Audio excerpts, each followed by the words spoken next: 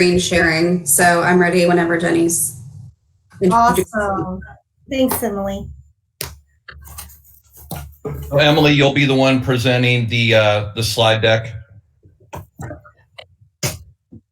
Emily is going to present first for about 15 minutes, and then she'll pass it over to Rosie, and Rosie will. Okay. Who should I introduce first? You? Sure, and then I'll introduce them. Okay, sounds good.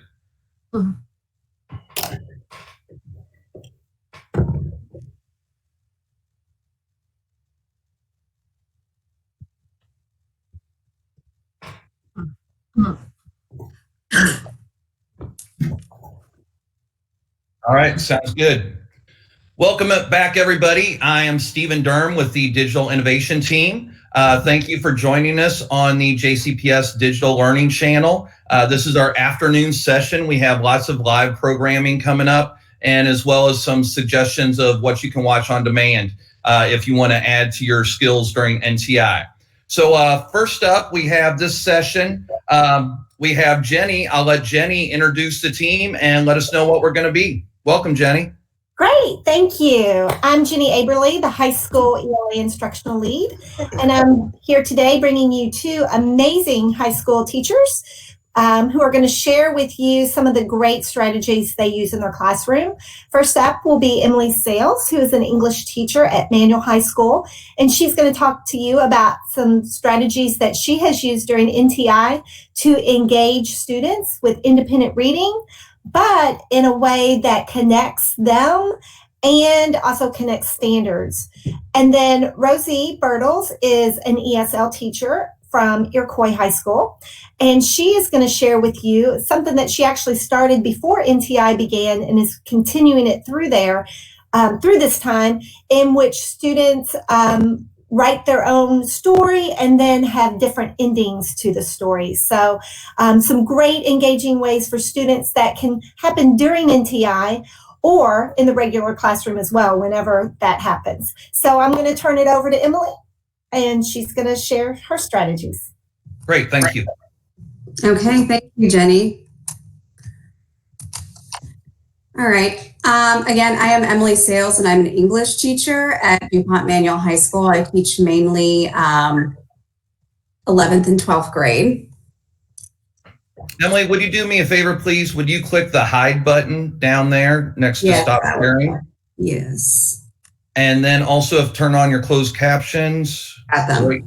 And then if you can click the little drop down by closed captions and make it text size large. Okay. Yep, they're You large. got it. Yep. Oh, sounds good. Great, thank you. Okay. So anyway, just to give you a little background on my rationale for what I did. First, what I did is I asked students to find an independent reading novel and just kind of evaluate why they chose it. I specifically asked my students to choose a novel from the canon of American literature because I teach a junior English class. But of course, that could be adapted really to any grade or content level, in my opinion. For me as an English teacher, independent reading has always been a very strong cornerstone of my classroom because I feel like it gives students choice and gives them a way to engage. So what I did is I created weekly projects that were based on different Kentucky academic reading standards. I wanted to create projects where students could take each of the standards and apply it both to their independent reading novel and also use it as a way to interpret the life around them right now using different forms of multimodal communication. By applying these standards to literature and life, I've seen students create really meaningful connections to the universality of each standard. So what they're learning is that standards are not just ways that we interpret literature, they're not just things that we have to learn, but there's something universal about these standards that are applicable to life as well, especially during this time. So for my first project, I wanted students to create a Google slideshow to explore how an author's description of setting helps to inform the mood of a work of literature. So first, students were asked to find passages from their independent reading novels where the author used descriptive detail to both inform the reader about the setting as well as the mood it creates. Students found pictures on the internet of what they felt looked like this setting that's described in their IR novels, and then they assigned a mood to it as well. For this particular example, my student is reading The Handmaid's Tale by Margaret Atwood, and as you can see, she found a really good paragraph that described the setting at the beginning of the book of the Victorian house, and decided the mood was bleak, which I believe it is too. The next part of this was taking this standard and applying it beyond independent reading and more into commentary connections to life around them. So what I had students do was go around their house and take different pictures of various rooms in their house. And what they did with these pictures is they became the authors and wrote really strong descriptive paragraphs using details, figurative language, all of that good stuff that gives us detail and mood, and then they decided on a mood that was created from this description. So as you can see in this particular student example, she took a picture of her bedroom, which is a very clean bedroom for a teenager, and decided that the mood that was created was peaceful, which I agree with. It looks very peaceful to me. For my next project, we did characters in quarantine. So for this assignment, I wanted students to explore the nuances of characterization, but in a more flipped modern way. So what I did is I asked them to suppose that the characters were living in this quarantine of 2020 and had access to social media. So what would their characters be doing with their free time? Would they be cooking? Would they be laying around watching Netflix? What would they be doing? So students designed Instagram pages to demonstrate how these independent reading novel characters would be spending their time in isolation. Additionally, they had to then write an explanation using textual evidence from the book to kind of verify the choices that they made on their social media posts. So you can see for this student example, the student is reading Little Women, Louisa May Alcott, of course. And what she's done is she's created an Instagram page for Little Women for Jo March. She even included a quote down there in the Instagram feed. And she wrote a really good paragraph with textual evidence discussing why she makes the choices that she makes with Jo and why her character in the book would be fitting for this type of reaction in quarantine. Similarly, she also designed an Instagram post for Jo's younger sister, Beth. Those of you who might remember the book or the movie, Beth is more domestic, she's quieter. So the student said that she'd be doing housework and verified it with textual evidence from the book. My next project that I'm going to talk about today is a literary device soundtrack. And this was one that students were really excited by because they could adapt this with music. So what students did was create a double-sided soundtrack for this assignment where side A were song choices based on their independent reading novel, and side B were song choices that focused on their life right now. I kind of asked them in the assignment, what would be the soundtrack to your life right now for side B?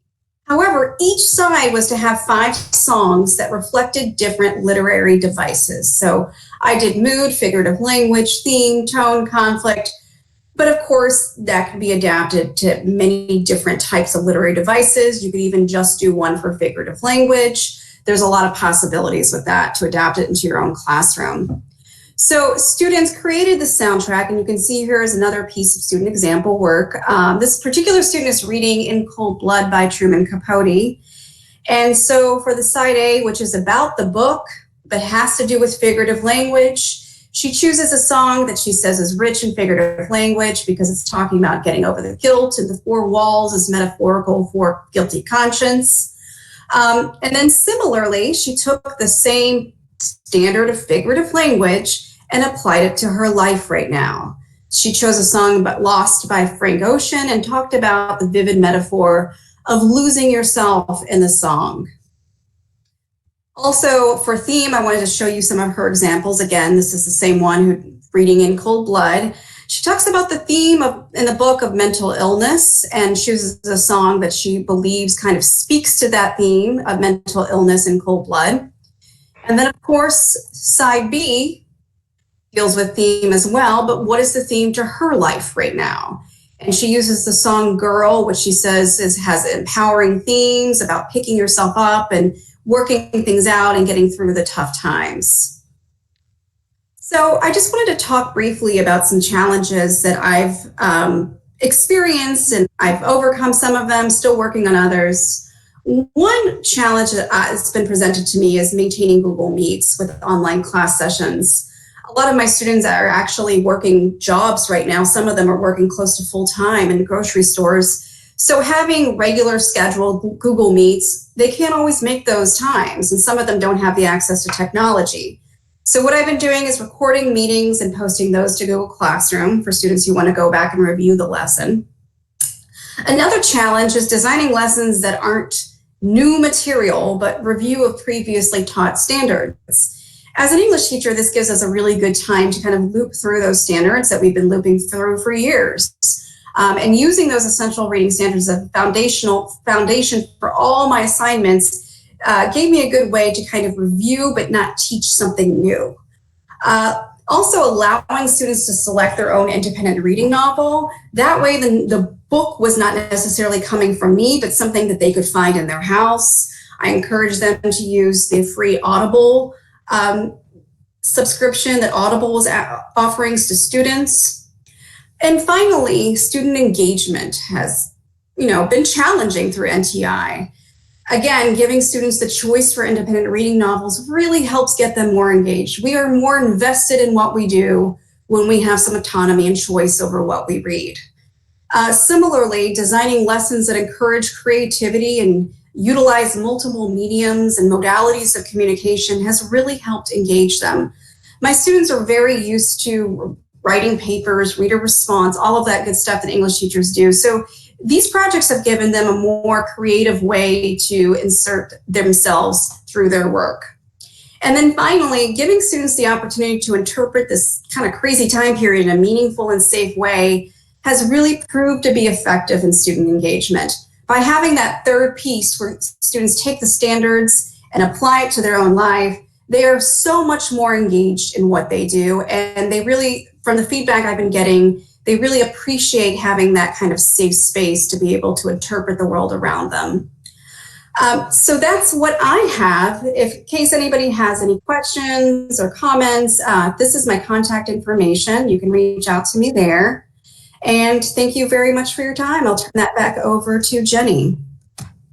Emily, I'd just like to say that I love that music lesson. Like, I would like to do that lesson right now. So I think that's great that you kind of met the kids at one of their interests and tied it into the standards. Very cool.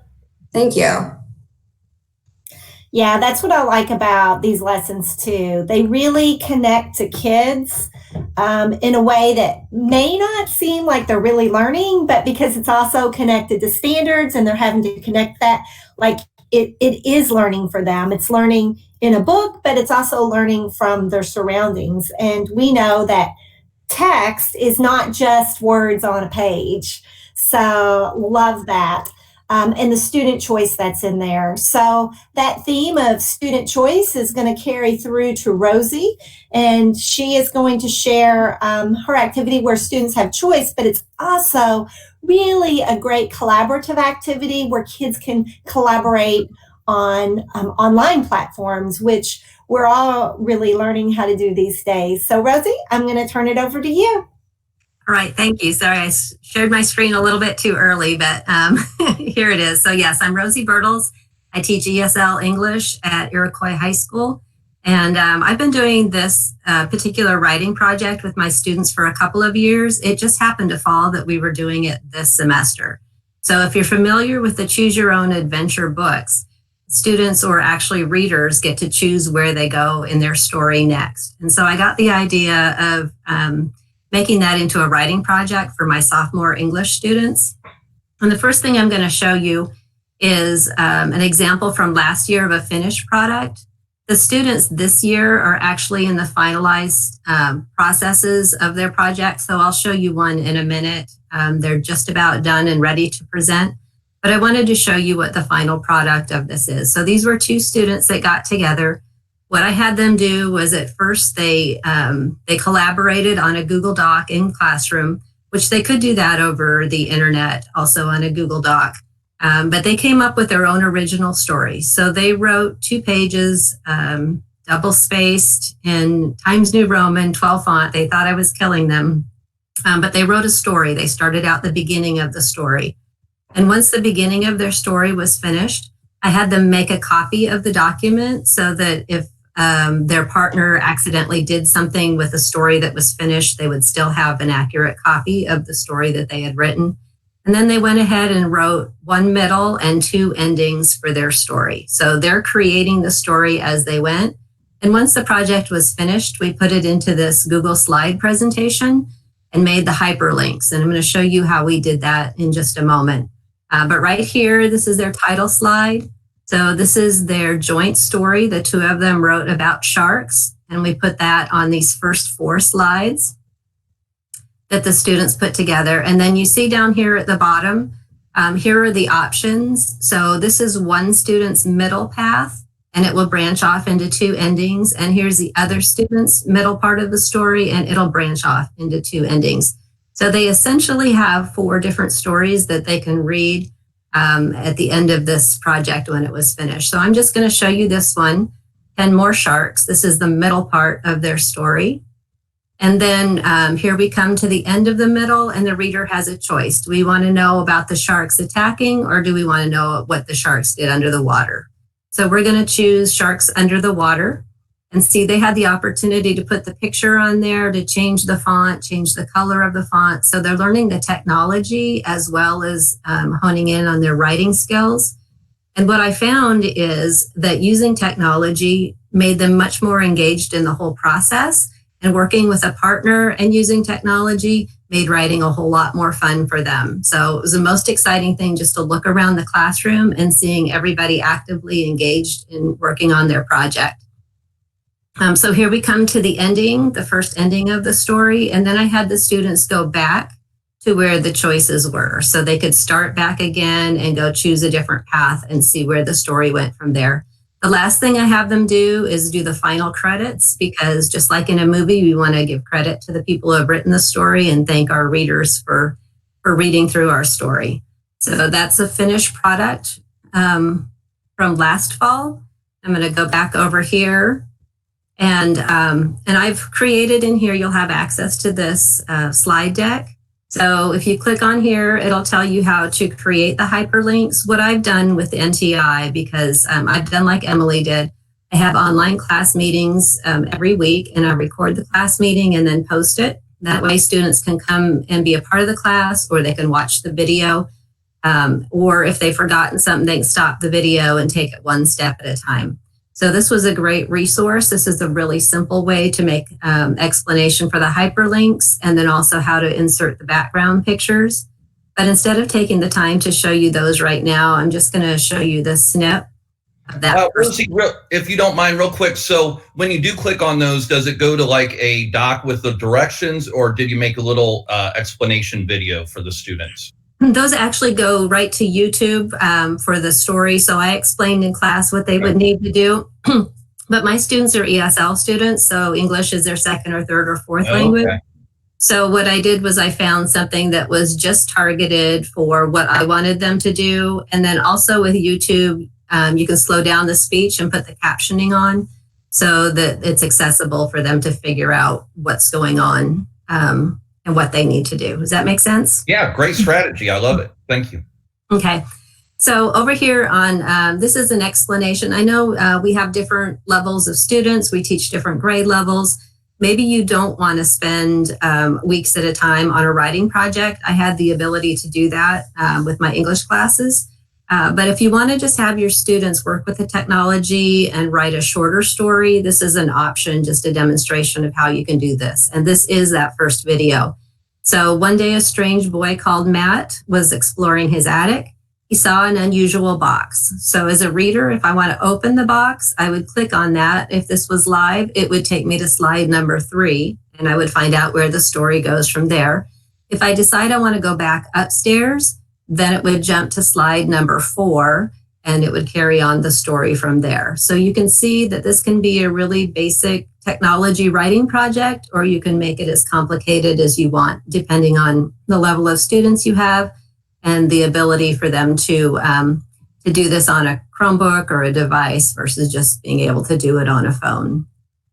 So here, oh, I did not take these off. So excuse me for just a moment. I'm going to delete these things and show you how this works. Sorry about that.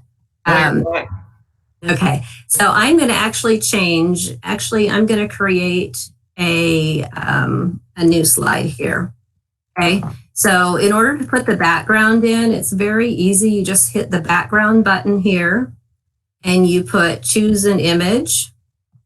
So normally I would write my story first, but I'm going to do that last because I got myself out of order. So I'm going to go to a Google image search. I'm going to do the story of Little Red Riding Hood.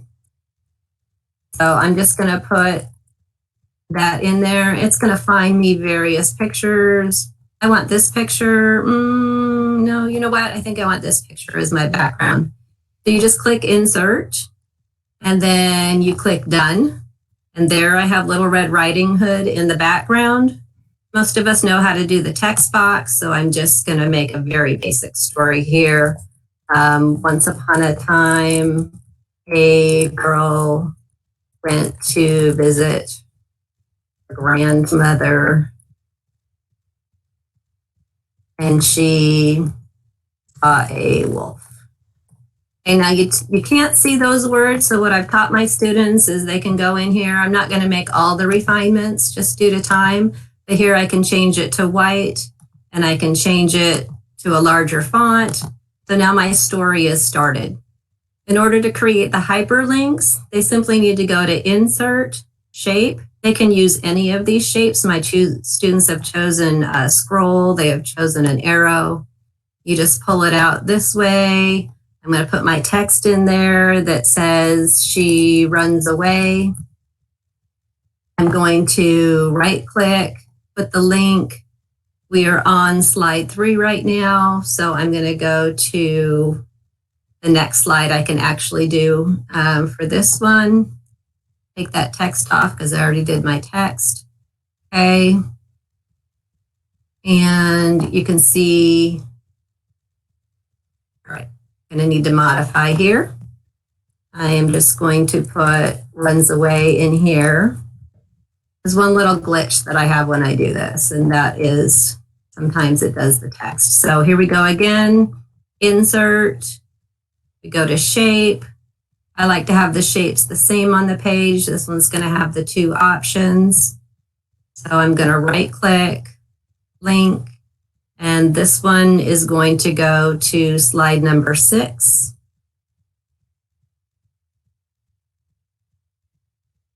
I'm going to apply it. I'm going to put my words in there. And I'm going to say let's see, that one she ran away. This one she's going to hide.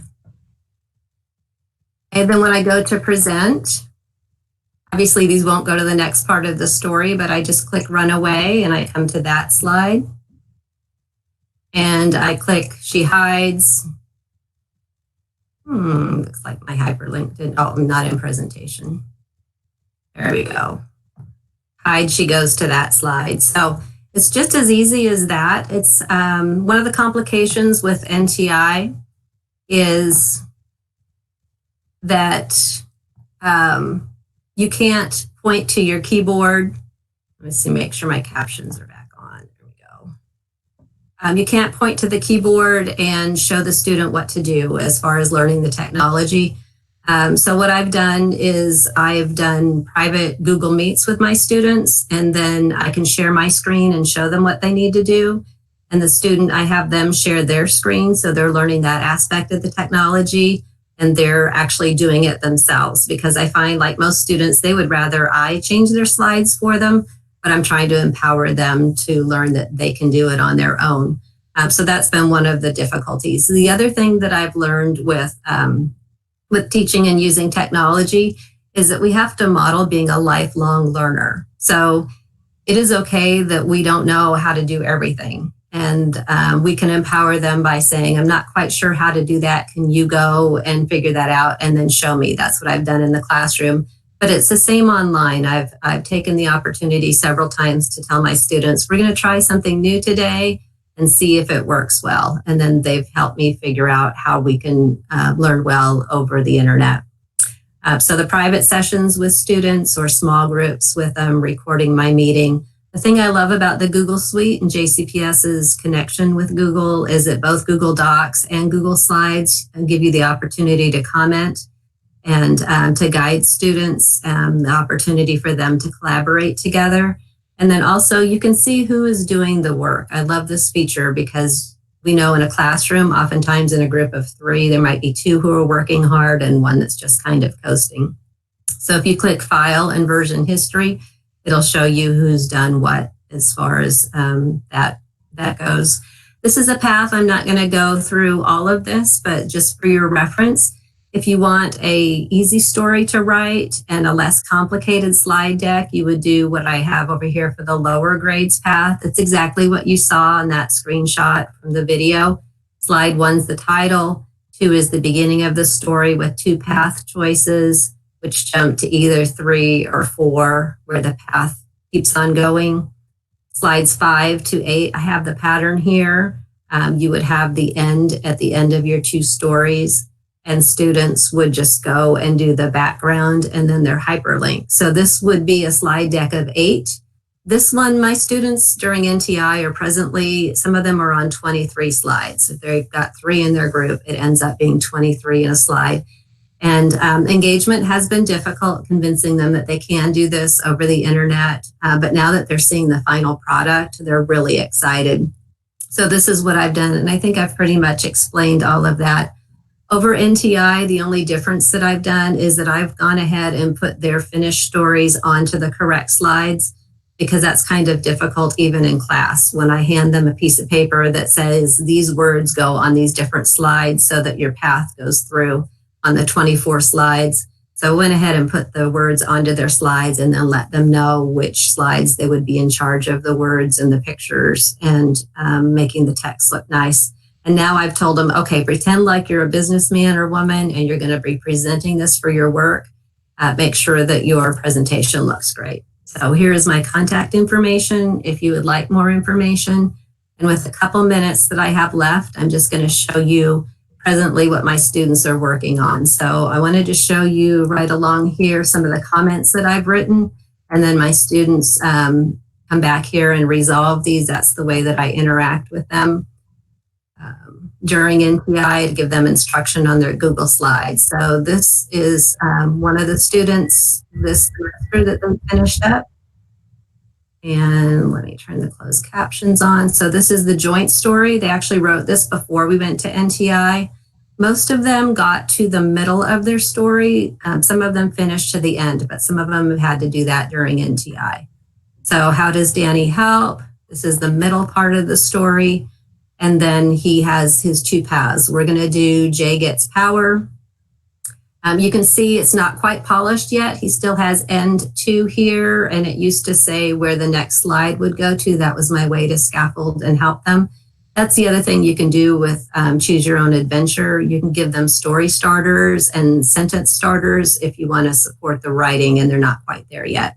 So here his story ends. He's got the end right there, and then we go back to where the story starts. So that is what my students have been doing and continuing on with their writing skills during this time of NTI. So I'm going to pass it back to Jenny. I think that's great, Rosie. I was super excited by the soundtrack, and I'm like, oh, how's Rosie going to stand up to this? But you brought the Choose Your Own Adventure books. Very cool. Yeah, thank you. And I want to thank Emily and Rosie so much for taking their time to prepare these great ideas to share with you, and to do that 3 times this week. And they both shared with you their contact information. And I know both of them would be more than happy if you reach out, and happy to support you and provide some resources. Their slide decks are linked to their names in the mid of these sessions, so you can get that there. And thank you so much for joining us. Thank you, Jenny. Thank you, Rosie and Emily. We appreciate it. And also I wanted to, right there, one of the last things Rosie said was about how she's learning about using a lot of technology, and she's not a pro with it. And it's okay. I love that idea about learning with the students, saying, okay, we're going to take a risk. We're going to try something. It may or may not work, and we'll kind of figure it out together. And so many teachers, they want to be the master of the content before they teach it. And sometimes with technology, it's not that way, and they can just learn with the students. So I think that's great. Thank you very much. All right, it is 12:59. I'm going to go to the NTI support site, and let's check out the calendar to see what we have coming next. We have Amplifying Student Voice with Christy Mudd. And then after that, if you want to learn how to use Infinite Campus and Google Drive integration and Infinite Campus quizzes. Oh, I didn't know they were going to do the quizzes. That'll be cool, with Amy Mueller and Michelle Brown. And then after that, we will have Utilizing the Principles of Universal Design for Learning, UDL. And I think we have some of those people, yes, are from out of JCPS, so bringing some knowledge from other counties in Kentucky. So those are our sessions today. So let's head back and see if Christy is ready. I'm here. Hi, Christy. How are you? Hi, I'm doing well. Great. I'm Stephen Durham with the Digital Innovation Team, and I'm here with Christy Mudd, and she is going to be presenting Amplifying Student Voice. And just let me know if you need any assistance with screen sharing, and I will be monitoring the chat for you as well. Yes, and Mimi Ratliff's also here to help me with the chat box also. So she's great. Love having Mimi here. All right.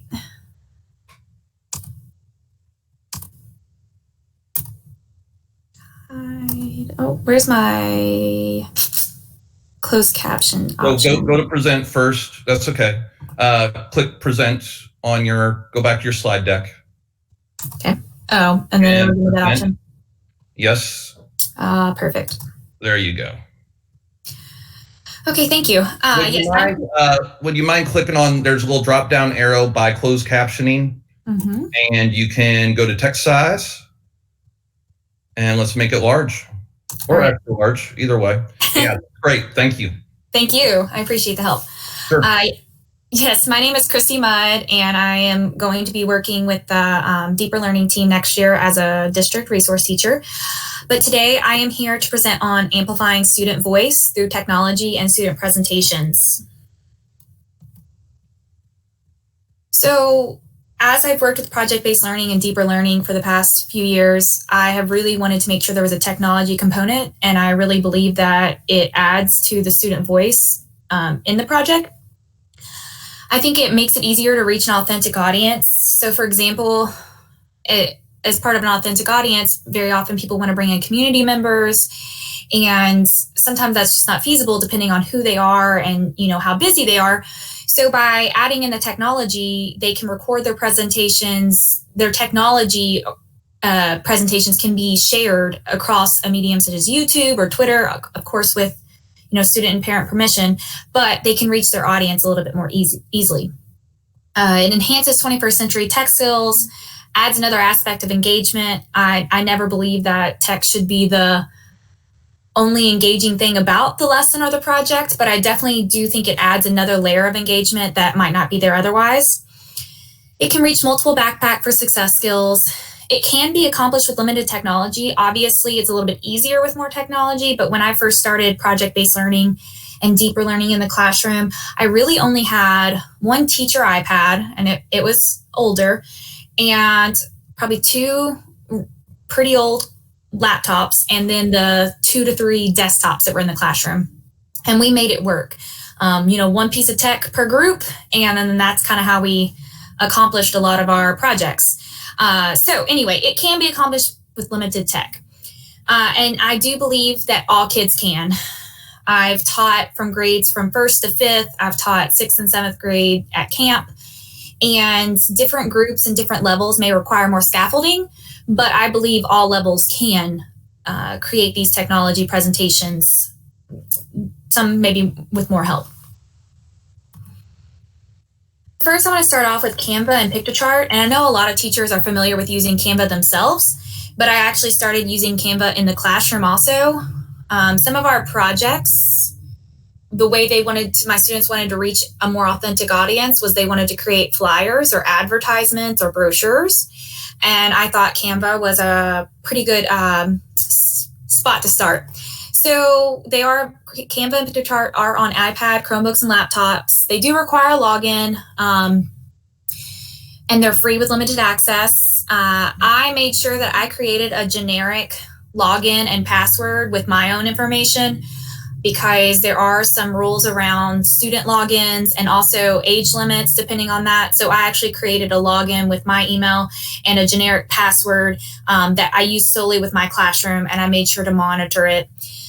A big thing to remember is to remind students to use the free images and templates, because if they choose one that is paid and they work on it and they really add a lot of detail, at the end, when they go to download it, is actually when it'll make them or me pay. So I really made sure that in the beginning, I went around and checked on my students and made sure that they had chosen a free one, so they didn't do all that work and then have to, either I'd have to pay or they'd have to delete it. On the right are 2 examples from my classroom. We did a Future Cities project where they focused on problems that cities were facing, and then they designed solutions. So one group focused on the traffic in LA, and their solution was to come up with a program for the city where if people could apply for free bikes, and they thought if more people were riding their bikes, not only would it reduce the traffic, but would actually help the air around them. So they came up with this advertisement on the right, do you want to get rid of Los Angeles traffic? And so both of these were made on Canva. We had a lot of conversations about advertisements, marketing, persuasive wording, colors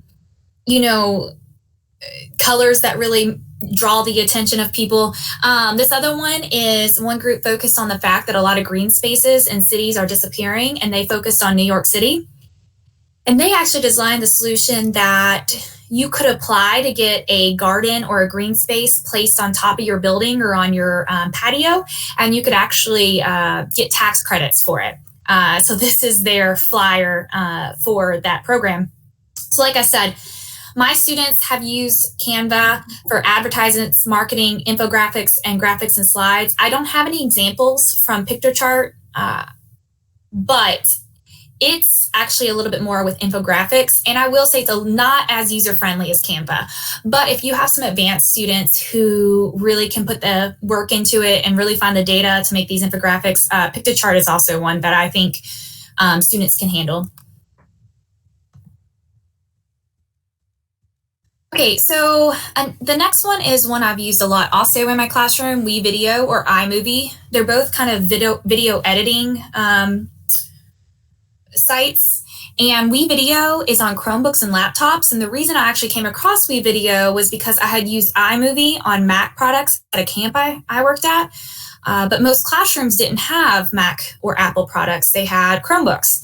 And so I found that WeVideo is extremely similar to iMovie, but you can access it on Chromebooks and laptops. WeVideo does require a login. So once again, I created a generic login, but it is only free up to 5 minutes. Now, the trick there is that when your students are creating their videos, it will actually let you create, 30, 40 minutes of videos. But the second you go to download them to actually, put them on YouTube or to put them in a presentation, it'll only let you download 5 minutes free. After that, it makes you pay. My students liked it so much that eventually I did pay for it. It was, not too ridiculous, but anyway, those are the things about WeVideo and iMovie. We've used it for digital storytelling, documentary, video editing. On the right are 2 examples. The top one, I actually took a screenshot of what WeVideo looks like when you pull it up. So if you've used iMovie, you'll see that it looks very similar. On the right, you'll see kind of what your recording or what your presentation looks like. On the left side is kind of like your folders with your media, your pictures, your audio. And then down here is kind of where you build your presentation. You have your photos, your videos, your audio, and you kind of layer them. I'm sorry, go ahead. Does WeVideo, I'm like you, I've always had Apple products, so I use iMovie, and you just take for granted that it's on there for free. But, and I know students and teachers have Chromebooks, and we're like looking for a good solution for that. I was just wondering, I understand if you publish it to YouTube, you can only get 5 minutes of video, but does it only let you like download 5 minutes period? Like the students couldn't put it in their Google Drive? To when you click download, if it's more than 5 minutes, it'll make okay, that's when it happens. So they could actually make a 10-minute video and show you, Oh, but yes. they couldn't actually put it in their drive and then maybe use it for a backpack artifact. Yeah. And honestly, I mean, I don't know if I'm not trying to sell things here. I believe I paid $60 for a year. Yeah. And with the amount of like videos that my kids created, I completely thought it was worth it because, I mean, they created tons of videos. I think there's still a time limit with that amount of money, but my kids were able, it felt to me like it was unlimited because we never reached that. Most of my kids' videos were around 2 minutes, 3 minutes, maybe max. But because my kids could not create their own accounts, you know, if I had 4 groups doing a wee video, that would still be 8 to 10 minutes, you know, things around there. So no, that makes sense. And I've done the same thing. You know, sometimes you find a tool you like I used to use Kid Blog, and I would just buy that for my students because we got so much use out of it. So yeah, I understand. Yeah, if it really adds to your classroom, and it's something that I don't know, you could consider talking to your principals and things about. So yeah, this group on the right built, this is their Future Cities project. They focused on, I can't remember what that group focused on, sorry. I had a different video here, but I realized the kids put their first and last names in the video, and I deleted it because I didn't feel comfortable with their first and last names in that video. Anyway, so, and then at the bottom, this was a wee video. This group did a mock trial, green screen mock trial video, where they were focusing on advocating for the rights of Native Americans. And the students had all kinds of choice on what kind of projects they wanted to do. And this group chose to do a mock trial where pretty much they put some of the injustices that have happened to Native Americans on trial. And they built their case with what's happened in the past, and then they kind of talked about what should happen in the future. And so it was really powerful.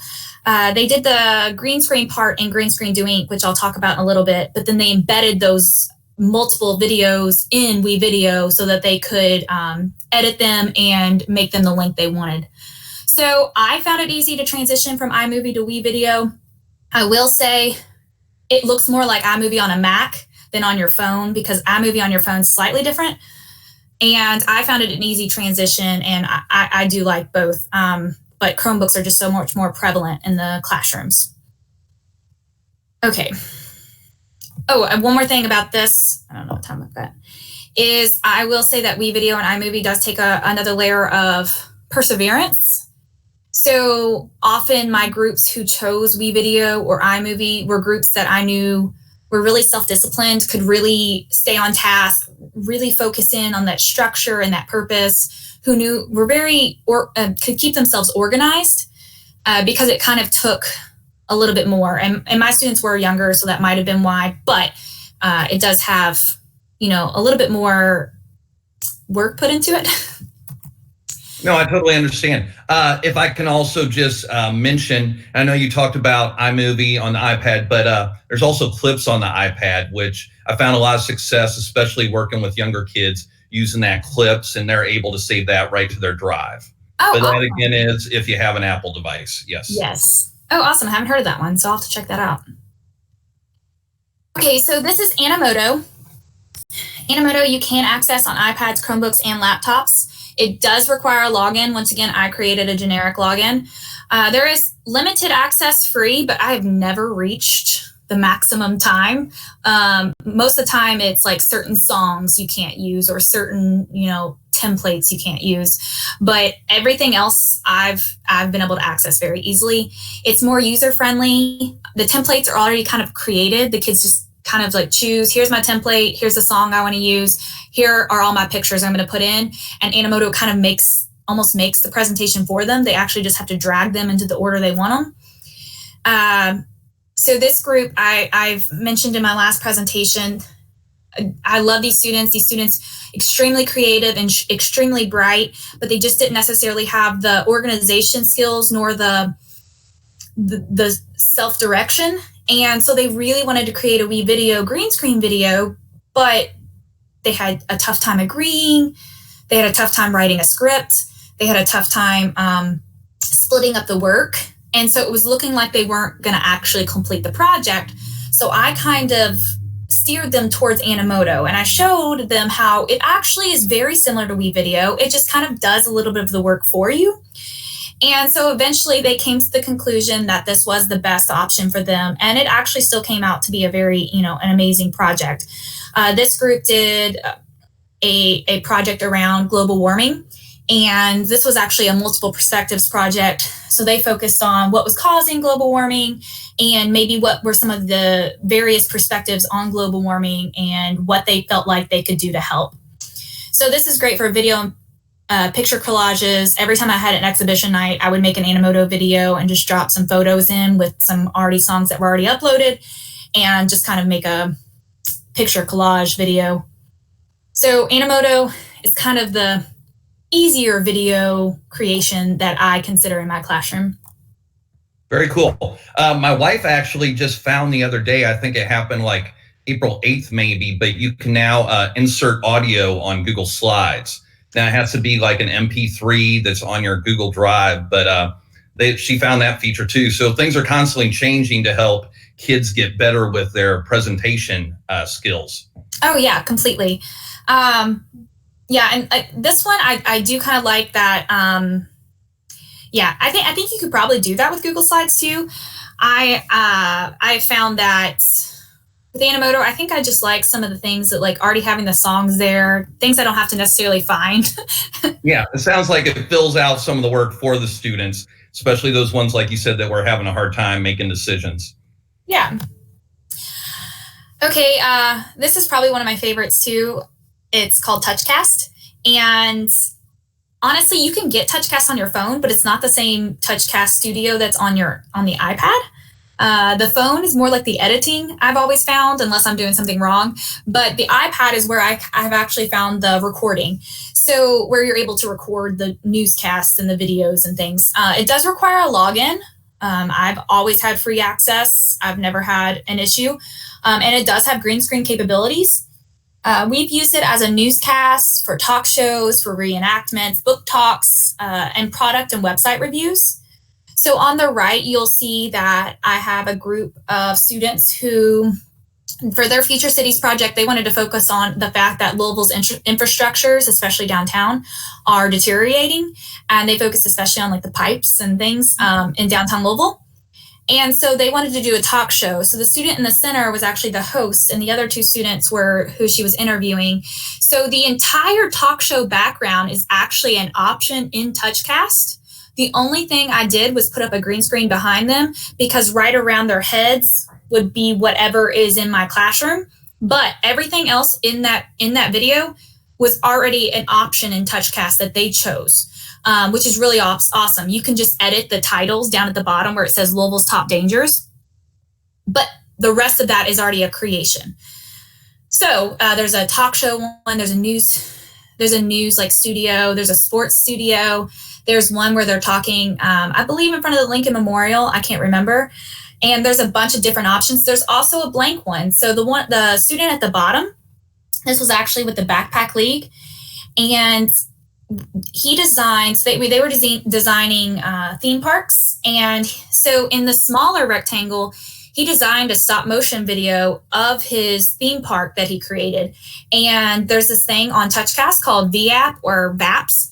And you can actually bring up any website, any picture, any video. It gives you, 20 to 30 options of things you can pull up in a small rectangle, almost like you're on the news. And so kids can talk about that while it's showing. So he's actually introducing his park, talking all about his park while the stop motion video is playing through the different aspects of his park. So I've always thought some things I haven't necessarily done, but especially with older kids, possibly doing like product reviews, website reviews, bringing up a website and talking, about the pros and cons and things like that. So Touchcast can be used with green screen, but it does not necessarily have to. And once I get logged in, students were actually able to work it themselves, but I will say I usually had to complete the logging in with my generic password and everything first, because it usually asks, like, do you want to log in with Google and everything like that. And then you download these videos. Sometimes they would download them and put them in WeVideo to edit them further, but you can actually edit them right on the app and delete and make smaller and larger and things like that. Okay. That's very cool. I love the broadcast use for the green screen. That's great. Yeah, and like I said, because some of them are already built in, it's almost like I feel like it helps them imagine that they're actually there. So the new studio and everything like that, it has all kinds of different aspects to it. So, and then the last one, I believe this is my last one to talk about, is the green screen Do Ink. This is on the iPad, iPhone, and Android. It doesn't require a login once you've downloaded the app. So when you open the app, it doesn't make you log in again. I've used it for reenactments, book talks, book trailers, storytelling. I've used this at every grade level. You'll notice I've used it with a green screen, but then also in the bottom right, that's butcher paper from the teacher's lounge. You could use really any solid color, but I've always used green screen because I haven't really played around with the other colors, but also because I have a green screen now, I ordered one because I use it so often. These are all different grade levels. This is 2nd grade, 4th grade, and 5th grade. Just kind of showing that, it can be scaffolded and it can be used at different grade levels. My 2nd grader, she read the book, a book about Barbie and a horse. And here she is doing a 5-finger retell and talking about the book, but she's also able to put the book in the background so that her audience knows which book she's talking about. And it just kind of added a layer of excitement when they thought that they were going to get to do a 5-finger retell on the green screen. They really put a lot of work into it. Another student, they wanted to do, for their Future Cities project, they did a TED Talk. And so that's why you can see the TED symbols in the background. And then lastly, at the bottom is another one of the Advocating for Native American Rights projects. And that is like a picture of a courtroom because, like I said, they were doing a mock trial. So they also had to put a green screen on top of, like, those are stools, I believe, because they wanted to make it look like they were actually behind the desk. And so it's really allowed them to dive into some of their projects and dive into some of the topics they've been talking about. So like I said, whether it's a book or whether it's a piece of history, when they embed themselves in there, it can really add to it. So I've used green screens for so many different things, but I think it could be used for something really simple, or it could actually be, made more difficult. And the students always get excited about using the green screen or creating a video. And it's a great way to demonstrate their learning as opposed to, a paper pencil assessment. Yes, and I forgot to mention the last time I mentioned this too. As a teacher, I know that one of your biggest things is, well, what are all the other kids doing? And I'll tell you, in each of these pictures, the entire class is in my classroom. And so like 4th and 5th grade, I would have 30 students, and since everyone was working on their project, we kind of came to this agreement that you're quiet when this person's recording and they'll be quiet when you're recording, because nobody wanted noise in the background of their videos. And sometimes it didn't work. Sometimes we would have to re-record because kids were too loud. But they kind of understood that they didn't want anybody shouting during theirs. So, you'll be quiet during theirs. And we would kind of make an agreement too, like we'd want to record small segments at a time. So we could say like, all right, guys, you've got to be silent for 1 minute. We can do it for 1 minute. Yeah. And so that way, because obviously kids can't stay silent forever. And so if we kind of made that deal, I could say, okay, the 1 minute's up, y'all can talk now. Another thing, a big step up from my first years of doing this, microphones. You can get them on Amazon pretty cheap. You'll notice I couldn't find wireless ones, so you'll see the cord still attached to the iPad.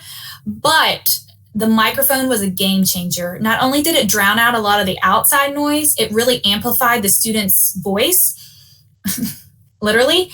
And we noticed at exhibition night when students were presenting their projects, the first time around without the mics, the sound would cut in and out, and the kids were kind of, you could tell, disappointed that it didn't work the way they necessarily wanted to. And since then, since I've used a microphone, even if you can hear small sounds in the background, the student's voice is still the main thing you hear. So I definitely suggest getting a microphone. They also, I think, really do feel like a news person or something when I clip the microphone on their shirt. And they feel like they're extremely important. But anyway, those are some tricks that I learned. Great advice. And the microphones are really, you can get them pretty cheap on Amazon. And I agree. It's always amazed me the amount of noise 30 students can make. compared to the amount of noise one student makes. I always have a hard time hearing them. So yes, microphones are a great tool. Yes. And I do want people to realize that it is kind of unrealistic to expect, 30 students to stay silent. So kind of just figuring out how that works. And like I said, kind of making deals and figuring it out. Yeah, I'm glad you shared that. Like, that's real teacher. You're not just a teacher that's pulling 3 out at a time. Let's go make a video. That's easy. You're actually managing it in a full classroom situation. So thank you for sharing that. Yes. I will never say it's easy. I will definitely say some days are easier than others. So this last slide is just some resources I put together. The whole left side, it'll actually take you to the website. Obviously, things like Green Screen Do Ink are actually an app. So even though it takes you to a website, it'll actually talk about the app. In the middle are tutorial videos for each and every single one of those. And then on the right side, I've included some classroom examples. Some classroom examples were also throughout the presentation. So if you want to check those out, feel free.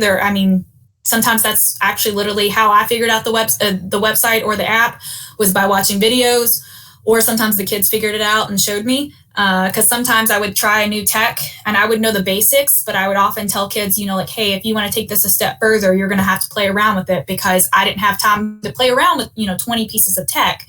So here's the basics. Here's what you. That is so important. So many teachers want to be the master of the content before they introduce it. I even said this last session as well. It seems to apply a lot. It's okay to learn things with your students. Say, hey, I have a new tool that I want us to try out, and you'll probably find some things I don't know about, and that's all right. Yeah, one project I remember. I knew how to snip on my Dell, but I didn't know how to snip on the Chromebooks yet. And this one kid, I don't know if he figured it out or he just knew, but I was so busy helping students that he was literally like the snipping person. Like, if somebody needed help snipping, they were like, all right, I need help snipping. And like, they would come and help snip. So sometimes they would actually have to be the expert in the room, because if I was so busy walking around and, collaborating with the students, that I would need another person. And that's what I promote the student backpack team. And that's a lot of what it is doing the technology and using the technology doesn't have to be just that teacher doing it. Find those kids that have those skills, let them help you and the other students. That's a perfect example. Yes. So here's just my contact information. I do go by Christy, but you can't find me on email that way. So it's Christina.Mudd. And then I'm on Twitter quite a bit at cmudd19. If you have any questions, I'm more than happy to answer those questions. And this is a passion of mine. Like I said, hopefully I'll be working with teachers very closely next year through the Deeper Learning team. So I look forward to sharing and learning, because there's clearly other things I don't know either. No, that's great, Christy. Thank you very much. And we will get this video. We will edit it. And I will edit it probably using iMovie, but I'm doing it with WeDo. And we'll get it posted on the Digital Learning channel so that people can actually go there and watch it on demand as well to see those ideas. And your presentation is shared. So if you go to that virtual training session, just hover over her name and you can copy that training session. Well, thank you, Christy. We appreciate it. Thank you. And thank you, Mimi, for being there and helping out as well. And I saw you in the chat. So I'm going to go to the JCPS support page and let's see what we have coming up next. And like I said, that was Christy Mudd, and she did amplifying student voice, just lots of cool ways to use technology to do that. And right here, if you just hover over that, you can get her presentation. Coming up next. Oh, sorry. Okay. Okay, that's fine. I forgot, since we're doing it a different way today. All right, good to know. So, yes, and let's get back. I'm going to head back. We have Amy Mueller is here with us today. She's with the Infinite Campus team. And is Michelle Brown going to be joining us as well today? No, she is not joining today. Okay, all right. So yes, I do miss Michelle and Amy. We work at Camp Edwards together in the same office. So yes, it's good to see you. And I know yesterday we had, yesterday we had the Infinite Campus session, but today you're going to show us about quizzes. and also how it integrates into Google Drive. Is that correct? Yeah, so some awesome Google Drive stuff and quizzes and student submissions and just some ways to interact with students much the way people are doing in Google Classroom right now. So I just want to share how it's also available in Infinite Campus. Okay, sounds great. Well, I'll turn it over to you. Alrighty, I'm going to go ahead and share my screen then.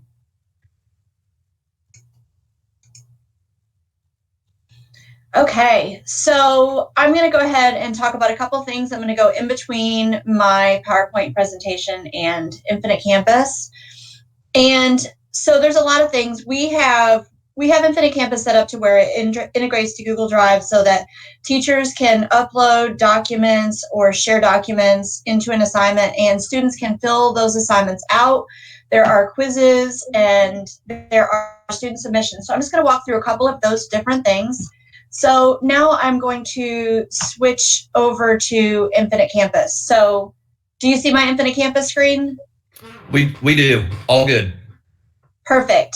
So I'm in a training environment. These are not real students. So if anybody's looking at these and they're thinking they might be. Yeah, I'm sorry. We're still on the PowerPoint. Oh, you're on the PowerPoint? Yes, sorry. Okay.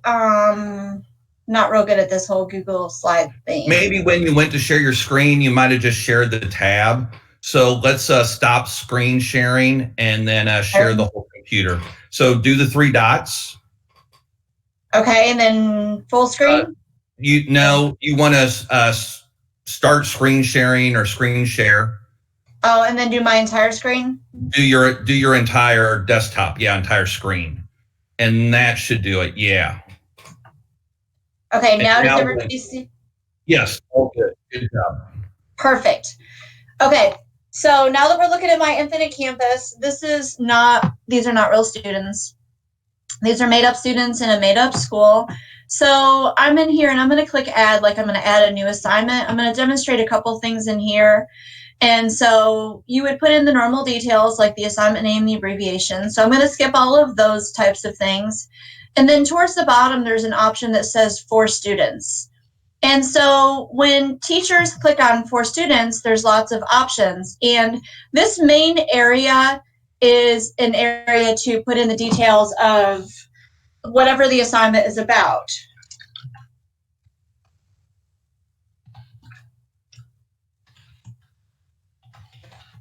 And I'm going to only demonstrate a couple things on this, and I'm going to show my PowerPoint for the rest. Because I'm going to show you the teacher slide. I'm sorry, Amy, would you mind clicking the little hide right there by stop sharing? Yeah, thank you. Yes, thanks, sorry. So I'm going to demonstrate some things here, and then I'm going to switch over to my PowerPoint presentation or my Google slide, because on there I'm able to show the teacher side and the student side. And so in here, just a couple of different things. This is what the student will see on the portal side as a description. So down here at the bottom, we have Google Drive, and when you click on that, it tells you that you have to log in as your teacher account. Once you log in that one time and set it up, it will automatically link to that. So I'm actually going to hit cancel at this time, but that would allow you to you can either upload a document or you can select it from Google Drive that the students will then be able to see. You can share, and students can also either upload or share a document from Google Drive within the assignment. There's also a couple of other different options. I won't talk about discussion, which is more like a kind of a chat log within Infinite Campus, but quick assessment. Now, I don't have the assessment creation part in my Google slide, so I'm going to go ahead and just demonstrate this. So you would put in a question, and then you would put in the answer.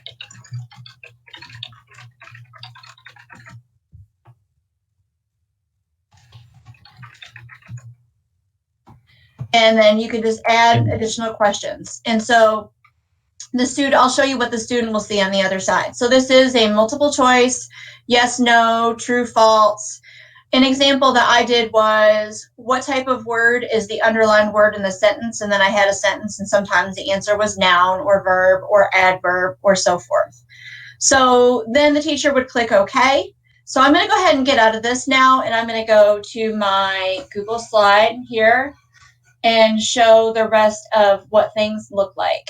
So, so are you seeing my slideshow now? Yes, we are. Perfect. Okay, so this just shows you where you can go to Google Drive. This shows you the screen, so I have all of this available so everybody can see this afterwards. And then this shows where you can also do an upload option. So you have Google Drive or you have an upload option. Now, one of the things that is cool about this is that you can do both if you wanted to, and it allows you to grab anything that you need for that so that the students can then view it and print it and so forth.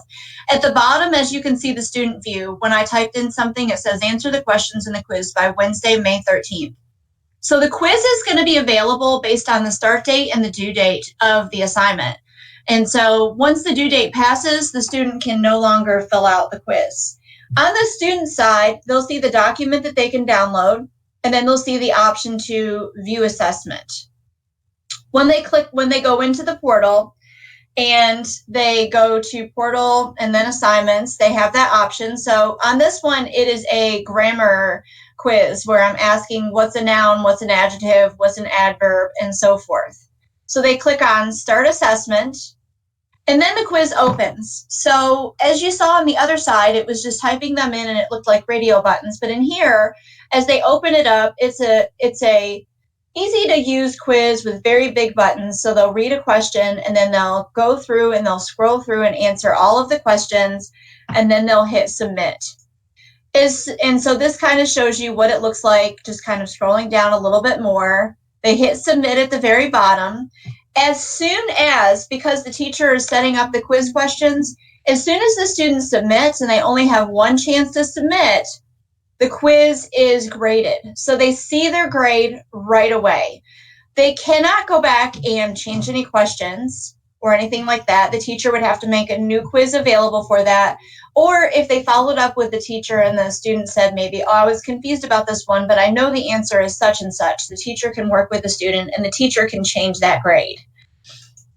So then this is just kind of showing you what this looks like. If they wanted to view the questions they missed, they can go back in and review it under content and see whatever questions they missed. So in this case, you'll see each question will say your answer was correct, your answer was incorrect. And so they'll be able to review everything right away. So the nice thing is the teacher creates the quiz and the student's able to see their score and review everything to make it a great learning moment as they're going through.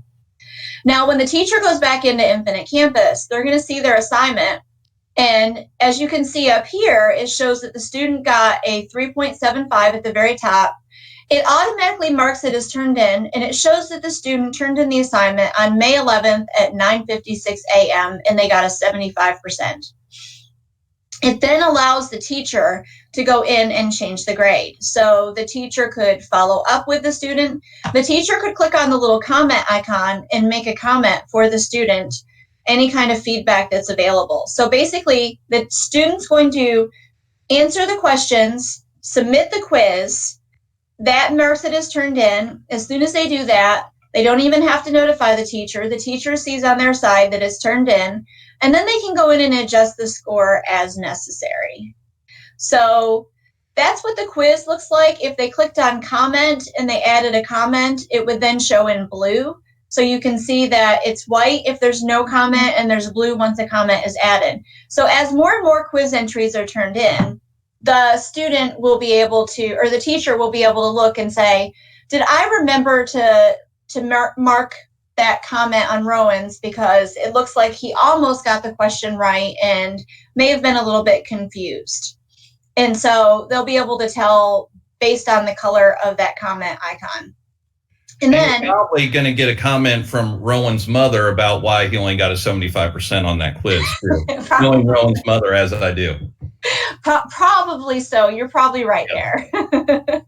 But Rowan's mom will probably know that Rowan wasn't really reading all the questions very thoroughly, and it was probably a legitimate 75%. Yeah. And then she's probably going to have a talk with him. Yeah, that's exactly what I picture. So the teacher added a comment that said, work on your practice worksheets on adjectives, adverbs, verbs, and nouns, which was also what the teacher attached to the assignment. So Rowan can go back in, read the comment, click on the document that the teacher attached or shared, and review what is an adjective, what is a verb, what is a noun, and so forth, so that they can be prepared for the next. And I think this would be a really good thing for times like this, when the student maybe can turn in an assignment in Infinite Campus, have it graded automatically, have the score in Infinite Campus, and then the student can automatically be able to go in and review everything they need to review. So teachers are going to love, I help teachers use Google Classroom a lot, and they like it. They really enjoy it. It's been used a lot during NTI, but the one thing they've been kind of waiting for is, hey, will it put those scores right into my grade book? And with Google Classroom, no, but it sounds like with Infinite Campus, it can go right there. Yes, absolutely. And I've just been waiting for an opportunity to share this with teachers. And so I'm really thinking about doing a bunch of Screencastify short videos on these different things as well, just to make sure everybody's prepared and knows about all these things that they can do in Infinite Campus that they just didn't know were available. Yeah, I learned about this today. I had no idea. And we're happy to get your Screencastify videos up on the Digital Learning channel. Excellent. Thank you so much. All right, so a couple more things I want to show. Now, this is one part. Now, the one thing I want to point out with this is it is a multiple choice, true, false, yes, no, providing multiple answers, but it doesn't allow for the student to actually write in an essay question or give a text-based answer. So I want to demonstrate that under student submissions. So that's the next thing I'm going to show here. Now, the student submission is another option. So we talked about how you can upload a document. We talked about how you can click on Google Drive and select a document to share with the student. Another option I'm just going to mention kind of as a side mention in here is external learning tool. That will list any external learning tools that are set up for the schools. I know everybody's got Wikipedia. So literally the teacher can, let's say it's about the Great Depression. Let's say the assignment is about the Great Depression. The teacher can go into the external learning tool, click on Wikipedia, look up something on the Great Depression, and select it, and that will be attached to the assignment. So when the student actually goes in and clicks on that, they'll go straight to that Wikipedia article on the Great Depression. So, and all of these things can be added into one assignment. So you can add a bunch of different things so that the students got a ton of resources right on their hands. So on this one, I'm going to click on Student Submission. When I click on Student Submission, as you can see, I have attached I've uploaded a file on the Great Depression. Up at the top, I have read the attached story on the Great Depression and provide the answers here asked at the end of the story. And so I have a website that I've also linked by just typing in a URL and clicking on the little link icon above. And then I have the student submission option available. And so what that allows for is it automatically activates to where students can submit their answers from the portal, much like they did the quiz question. And so again, it's going to be based on the time frames, the start date and the due date of the assignment. So this as a fake assignment in here. And so I went into assignments, and then on the student side, they're going to see assignments just like they did the quiz. So when they click on that, they're going to see a description. And so this is exactly what the teacher typed in. So they're going to read through that description, and it might take a couple times for them to go through this to get used to how it works. They'll see how many points it's worth, and then they'll click on, so they'll read it. And when they're ready to answer the questions, they'll click on Add Submission. So at the top, when they go in, the top part is where they're going to type in their answer. The next part is where the student can upload a file if the teacher has asked them to upload a particular file. The next part is Google Drive. So if they have something they've created in Google Drive, be it a Google slide, a Google sheet, something on the, I know that they have some kind of picture thing where they can collaborate and put pictures together. But this is a really great opportunity for the students to build a project in Google and automatically share it with the teacher through an assignment in Infinite Campus. And then at the bottom, they can add additional comments or questions. So say they didn't really understand the assignment or they wanted to add additional details of what they put in there, they can go at the bottom and say, I didn't understand question 5, what you were looking for, or I shared a document I created, but there was one confusing part. Could you clarify this for me, please? If they hit save, it's going to just mark it as a draft. So save is like, hey, I'm got part of my project done, but I'm not quite ready to turn it into the teacher. But if they are ready to turn it into the teacher, it does lock it on the student side, and the student cannot make any further edits.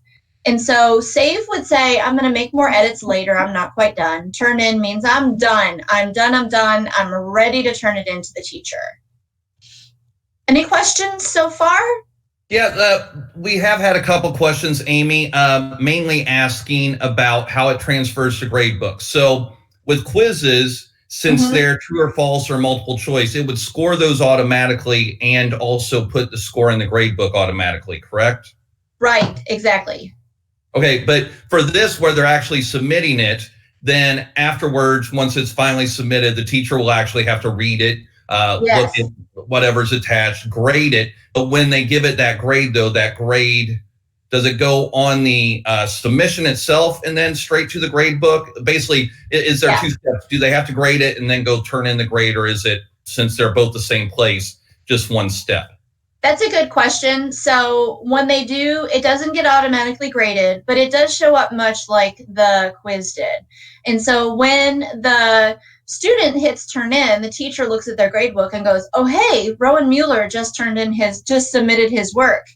So then the teacher is going to, which is going to be on my next few screens actually, the teacher will then review the work and will give it a grade. And then the teacher has an opportunity to say, you know what, Rowan was almost there. So before I grade it, I'm going to unclick the T for turned in, which unlocks it. I'm going to add a comment and say, hey, revisit question 2. We need a little more detail. And then the student can add more details and turn it in again. So, okay. Sounds good. All right. So on this next screen, you'll see this kind of reminds you of what you saw when we were on the quiz. So what happens is, again, as soon as the student turns it in, the T is automatically selected in the gradebook, and then it says evaluate work. Now, when the teacher opens it up, the teacher is going to go, maybe, okay, I need to go right away and look at the comments because Rowan had a question or some additional details. He turned it in on May 11th at 1:37 p.m. and he had a question. So I need to definitely look at his comment before I put a final grade in. So the teacher's going to click on evaluate work, and they're looking for a comment because the blue bubble's there. So at the very top, as you can see on my screen print here, at the very top, the student says, I have a question about, I'm confused about question 5, I think is what that says. And then at the bottom, so at the top, the student has a comment, and at the bottom, the teacher can add details to that comment or respond to that comment.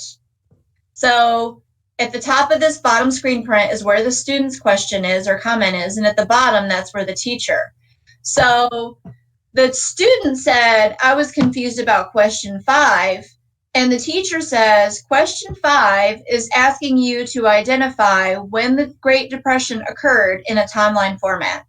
So then the teacher might unclick the turned in and let the student finish putting in their questions about the assignment. So the submission is going to be a separate thing than the quiz, but they can all have uploads in Wikipedia and so forth. So the teacher reads the student's comment, adds details about the student's comment, and unclicks the turned in box and then hits save. And that allows the student to be able to put in details. Now, once the teacher adds a comment, this is what the assignment looks like before the turned in flag. Or if the student turned in, like let's say that the students already evaluated their work and turned it in, and the teacher says, all right, well, I'm giving them a 9 out of 10 points here. So you'll see they got 9 out of 10 points. The teacher added a comment as shown on the right-hand side, and the student added a comment as shown on the left-hand side. And the date and time here is when the final assignment would be turned in. So this is what it looks like when all is said and done with everything there. Does this help answer some of the questions? Yes, I believe so. That was a very good example. All right, cool. So, and again, this is kind of my final step here. So my main points was to let people know about external tools like Wikipedia and different tools that might be enabled at your school. And there are other tools that can be enabled. If anybody has questions about that and they want to talk to me about it, these are some of the things that may also be available through Clever, so we can look at those. But I also wanted to point out quizzes and student submissions, and definitely show you the teacher side and the student side. And just as a final note, and I mentioned this in my previous sessions, so if anybody is here today that's been in my previous sessions, they'll know that I always like to mention the professional development part, which is at the bottom part of campus instruction. And this is where they can go through their self-paced tutorials and learn anything they need to know if they don't have if there's not a class readily available or anything like that. And these are great tutorials and simulations and so forth. So that's really the last thing I have. I didn't expect it. I kind of thought almost run over. I didn't expect to get done with a couple minutes to spare, but does anybody have questions now that I've demonstrated all the tools? I've been looking at the chat and it looks like you covered most of the questions. It was about everybody thinks it's very cool. They were not aware of these tools, and they like that the grades go straight to Gradebook, which I think is a great feature. So I think you're going to see some people using this. And there was also interest in when you do get to create those screencastify videos about using Infinite Campus. A lot of people are interested in seeing those as well, and we let them know that they will be posted on the JCPS Digital Learning channel.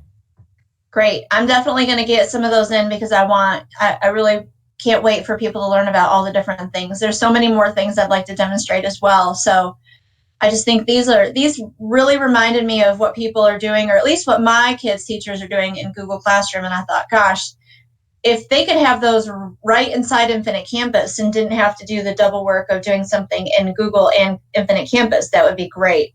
Hopefully in the near future, we'll have a tool that will allow grades from Google Gradebook to dump into Infinite Campus. But last thing I learned, Infinite Campus they collaboratively were in beta stage of that. So hopefully that'll soon be available, and then they'll have the whole gamut of tools available to them. That's great. That's good to know, because that's one of those things that, those of us that work with teachers in Google Classroom, that's probably the main question they have. And we're always like, well, Google needs to find a way to work with Infinite Campus. So it's good to hear that there is some progress being made on that. And in the meantime, and even beside that, if you just want to do this is how we're going to do our quizzes and our little, assessment checks. Maybe our pre-learning tests will just be on Infinite Campus, and having students using different things for different ways of learning and showing their skill. Yes, definitely. I've looked at when I've, just being a mother of a 7-year-old and 11-year-old and going through all of their NTI stuff, I've thought so many times about these assignments that these little quizzes that they're taking in these external tools. And I thought, gosh, it would be cool if that was right inside Infinite Campus and they had that readily available to be there and not have to keep track of it externally or anything like that. So. And that's a great, like you said, a lot of times we see things through what our own students are doing, and maybe our knowledge level of if we could get these two things together. And even though it's horrible that we're all stuck at home during this time, it is great that a lot of people have had the opportunity to learn new things, whether it's Google Classroom or using Infinite Campus to create different sheets, or now to create quizzes. So that's great. Yes, definitely. So I really have loved these opportunities to share this information. So I really appreciate you all heading up this channel to be able to share. I'm really, really enjoying these and looking forward to each opportunity to share this information with people. Great. Well, I have one more question for you. How is your dart game? Oh, not very good. Okay. For someone with a dartboard in their background. We haven't had darts in a long time. we needed to get them after we came downstairs and found a dart, and one of the kids was getting ready to play it. We were like, oh, no.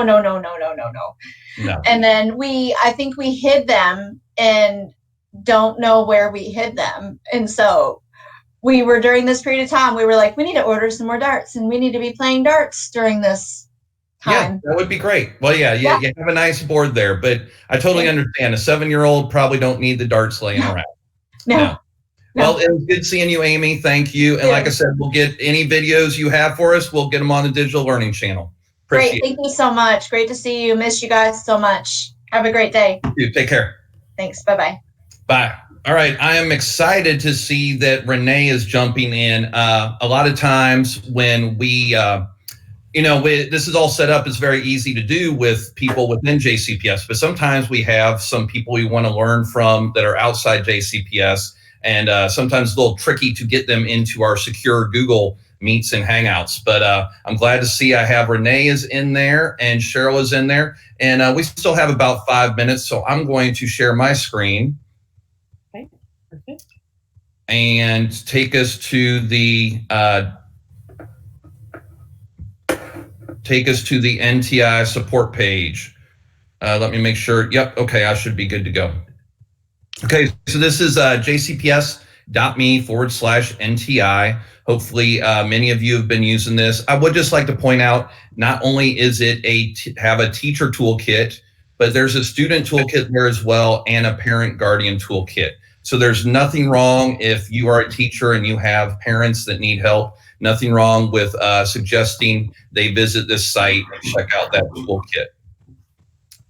On the schedule, let's see, this is our last live session of the day coming up, utilizing the principles of universal design for learning.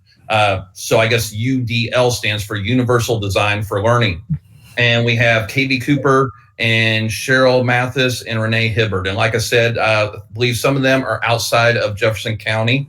It looks like we might not have their presentation up there. So if one of you would like to email me, or actually email Kathleen Receiver the presentation, and I know Kathleen Receiver is chat side, and she would be happy to get that posted for you all.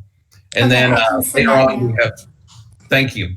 And then later on, we have some virtual tools that you can, or some on-demand sessions you're welcome to watch. And let's see what's going on Twitter. So I'm going to search the hashtag JCPS dig in, and let's see what the latest is. And Kathleen Receiver is tweeting out about using how you can use Infinite Campus and it imports grades, which was the session we just had with Amy Mueller. Good stuff. And we're looking, this was from a session earlier today. Christy Mudd did a great session about different tools you can use, Animoto, what was that, Tinker Chat? But yeah, she has a great list of resources you can use to showcase student learning. And there was a session about Infinite Campus quizzes. Let's see if we got any yes cards. Here's a yes card I wrote to a great STC at Great House Shyrock, Julie Sims. We like to celebrate people in JCPS doing great work. So if you, let's see, Sarah Reed got a badge, made a badge with animation for a teacher. Oh yes, if you are not doing something with your Bitmoji banner, Bitmoji classroom, a lot of teachers are getting into that lately. And also, I'll take this chance to mention that we have every Monday we have a Twitter chat for an hour, and it's hosted by different rock star educators in JCPS. I believe next Monday is going to be some of our high school leaders, and they're just going to, and it's not just for high school. We're going to be talking about what's going on in education, what's going to go, the future of education post NTI, and just how we're dealing with NTI, the different technology tools that we're picking up and using. It's always a good time. It's a great way to makes an hour fly by answering those questions on the Twitter chat. So we hope to see you Monday at 8 o'clock. Just go to the hashtag JCPS dig in, and we will be able to see you there. So it's almost time. I'm going to hop back to my session and stop my screen share. And it looks like I got everybody to show up, which always makes me happy. Who is going to be presenting first, ladies? I am going to be presenting my screen. Okay, is that Kathleen? Catherine? Katie, yeah, Catherine. Katie. Oh, wait, I have two Catherines. One's two computers. Okay, all right, I see you there. All right, there you are. Okay, so you're going to be, which screen will you be presenting on? On this one, or are you just going to keep this live and then the other one's your presentation screen? Yeah. That's what it looks like. Okay, very good. Let me pull over my presentation. All right, and then if you can, yeah, excellent. And if click on closed captioning, and then if you don't mind doing the, oh, we got some Bitmojis, excellent. If you don't mind, go back next to closed caption, click the drop down. There's a little drop down arrow. Mm-hmm. And click that, go to text size and click on large. Okay. Excellent. All right, it looks good. It is 2:00, and I will introduce you in just a second. I'm Stephen Durham. Welcome to the JCPS Digital Learning Channel. I am with the Digital Innovation Team, and I will be hosting this afternoon. And we have some great leaders. I don't think all of them are from JCPS, in fact, and they're going to introduce themselves and let us know what we're going to be learning today. Catherine, welcome. Hi, I'm Katie Cooper, and I'm with the Greater Louisville Education Cooperative. Thank you. Renee, thank you for being here. No problem. I'm happy to be here. It's Renee Hibbert, and I'm from Southeast South Central Educational Cooperative. Very good. And also Cheryl. Welcome, Cheryl. Hi, and I am Cheryl Mathis, and I'm from Kentucky Valley Educational Cooperative. All right, very good. And Cheryl, if you got another device with the YouTube on, just make sure to mute that. Thank you. Yes, I did. I apologize for that. Oh, you're fine. All good. And also, I will be monitoring the chat as well. I'll let you know if we get any questions on the YouTube channel. All right, Katie, I'll let you take it away. I got your screen showing, and we have subtitles. Okay. I think Renee is actually going to start, so I'll let her start. Good No, afternoon. actually, I am I was starting. going to say, Katie, I thought you were. Go for it. So, good afternoon. Welcome to the session, utilizing the principles of universal design for learning. Like I said before, I'm Katie Cooper. I'm with the Greater Louisville Education Cooperative. We are one of 9 regional cooperatives throughout the state of Kentucky, and we provide technical support and training to JCPS and the Kentucky School for the Blind. With me are Cheryl Mathis. She's with the Kentucky Valley Education Cooperative, and Renee Hibbard with Southeast South Central Cooperative. And we're really excited to be talking about my favorite subject, which is UDL.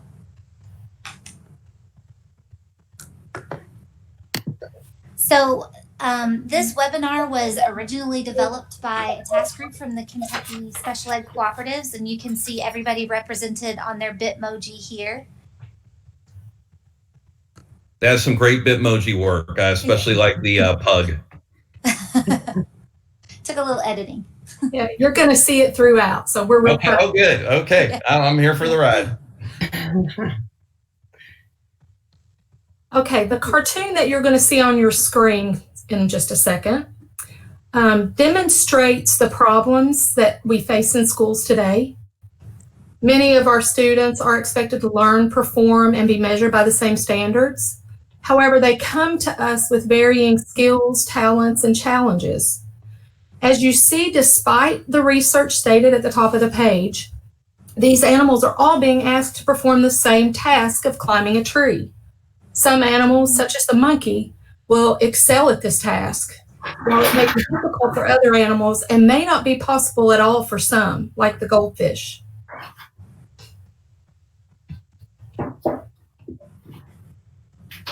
According to Universal Design for Learning, or UDL, a standard learner does not exist. Rather, it's learner variation that's standard, and the UDL framework offers principles and guidelines to design instruction that addresses the wide range of learners that we deal with every day. Universal Design for Learning is a research-based set of principles that got to guide the design of learning environments that are accessible and effective for all. UDL provides a framework to level the playing field for all students by minimizing barriers and maximizing learning for all students. UDL first appeared in education in the 1990s with foundations in neuroscience and universal design. The Center for Applied Special Technologies, also CAST, began to think about how the physical requirement of universal design may be applied to an educational setting. There are three components to UDL. Multiple means of engagement. This is how we motivate learners and stimulate interest in a lesson. We want to give students choices to ignite their learning. An example of varying the student engagement might be to allow the student to use a form to take a pretest instead of the traditional paper and pencil method, or possibly show a video on a specific topic to build in prior knowledge. Multiple means of representation is the second component, or how we present learning materials to the students. A good example of this is presenting text in print, digital, and audio formats and allow students to choose which version they wish to utilize. Finally, multiple means of action or expression is the way in which a student demonstrates what they know or learn during a lesson. This is the place that we allow our students to be creative, and we as teachers should accept their demonstration of learning in whichever modality they choose to show us. An example of offering options for students' expression may be to allow students to create a graphic dictionary to increase vocabulary skills, or to possibly record themselves while they read. Another way to look at it is that multiple means of engagement is presenting the information and content in different ways, the what of learning. Multiple means of representation is providing information in multimedia formats, along with varied supports, such as including graphics or highlights to support critical features, the why of learning. And multiple means of action or expression is differentiating the ways that students can express what they know or the how of learning.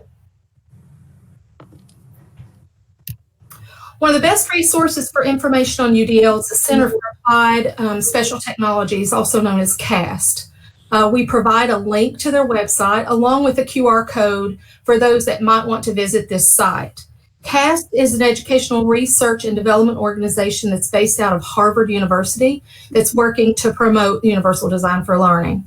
CAST explains that UDL embeds strategies into the curriculum during the planning process so that all students can access a variety of learning solutions.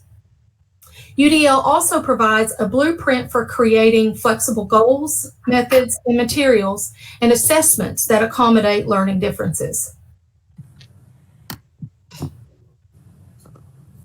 Universal design for learning is actually the use of instructional technology by planning to ensure that all learners have their needs met. Since UDL is very reliant on technology and it affects access to the curriculum for students with disabilities, many people confuse UDL and assistive technology. In reality, AT and UDL are two sides of the same coin. They're both intended to allow students to access the curriculum to a greater extent.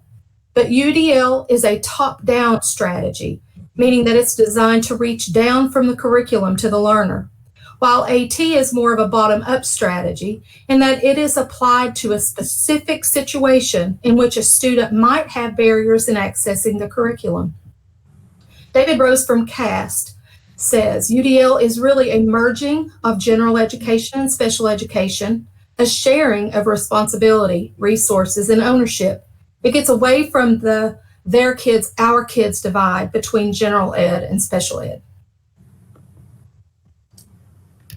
Assistive technology consists of tools and strategies that are used to assist students in developing and participating in meaningful academics, social relationships, and employment activities. It can range from low-tech, such as unaided communication systems and sign language, to high-tech, such as computers with switch interfaces. Assistive technology can be anything at all that helps an individual student perform a task that would be difficult for them otherwise due to any impairment. Instructional technology can be any form of technology if they're used to instruct or engage students in learning, or for students to express what they've learned. In the image at the top right, this student needs additional means to input information into her computer to give her access to the curriculum. while another student may use a computer to simply complete an assignment. This is an example demonstrates how two students can access the same instructional technology, but one student may need assistive technology to provide access. A computer can be considered both instructional technology and assistive technology, depending on the individual need of the student. But in this example, the computer is IT, and the AT is the switch used to access the computer. We've been talking about UDL in reference to education, but there's another UDL that came first and actually was the inspiration for Universal Design for Learning. It's the architectural theme of Universal Design for Living. Because of our aging baby boomers, along with all the medical advances which allow individuals with disabilities to be healthier and live longer, the need for accessible physical structures has become more important over the last 80 years. This has created a problem for architects who struggle with methods of retrofitting buildings and public structures to make them accessible to the growing population of aging Americans with disabilities. The picture on this slide shows a building with a retro ramp to allow individuals with mobility impairments to gain access. As you can see, it had to be really long, with at least 2 cutbacks. This was done to ensure that the incline is appropriate for an individual to be able to push themselves up in a manual wheelchair without too much difficulty. The image that you see on your screen shows the interior of the Guggenheim Museum in New York City. It was designed from the ground up with universal design principles so that the ramp is integrated into the building. This allows all individuals to access every room on every floor in the same way without a separate access method for some individuals. Additional advantages to this universally designed ramp include the ability to keep people out of the weather, along with the inherent beauty of the design. Retrofitted ramps and elevators are expensive, space-consuming, and they visually detract from the design of the structure and often make it only marginally more accessible. In contrast, when structures are designed and built with accessibility in mind, the result can be visually appealing and often will be utilized by the entire population.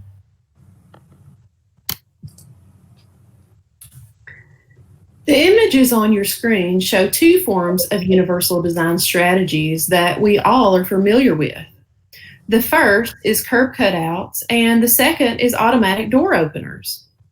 Although these were originally designed to allow access for users with various handicaps, they have been found to be very convenient for the entire population. Architects have found that it is much better to design structures with accessibility in mind from the ground up than to retrofit accessible features after the construction has been completed. This photograph is a good way to illustrate some of the misconceptions about accessibility and what universal design is really about. Some thought went into planning this parking space, but it looks like it might have been more of an afterthought. A parking space is close to the door, but could someone in a wheelchair actually get in the door?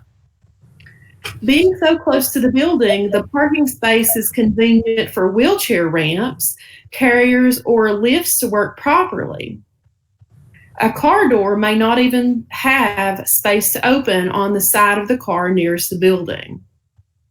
There is really no way for anyone in a walker or wheelchair to get up that stairway. And then once the individual gets to the top of the stairway, there is a stoop in front of the door. Finally, after all those obstacles, the individual would have to find a way to get the building door open and hold it while they get their mobility device over the stoop and into the building. UDL would require that both the parking space and building access be designed with every possible user in mind. So in this case, just placing that handicap label on the parking spot didn't really make it accessible at all. Universal design was not considered here. So in education, we often try to provide content to our students without considering how they might access this content. For many years, the primary source of all educational content has been the printed textbook. But textbooks present specific barriers to many of our students. As you can see from the images on this slide, simply providing the text in a digital format allows us to transform the text in a variety of ways so that students with specific learning preferences or requirements can gain access to that content.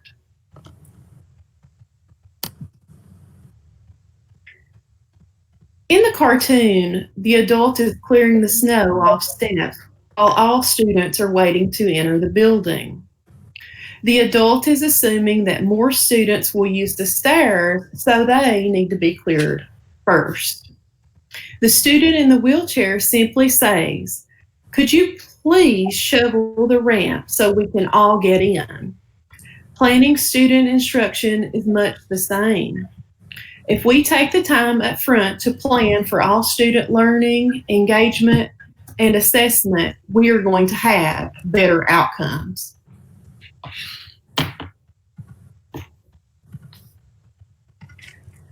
Much has been made of the difference between equity and equality.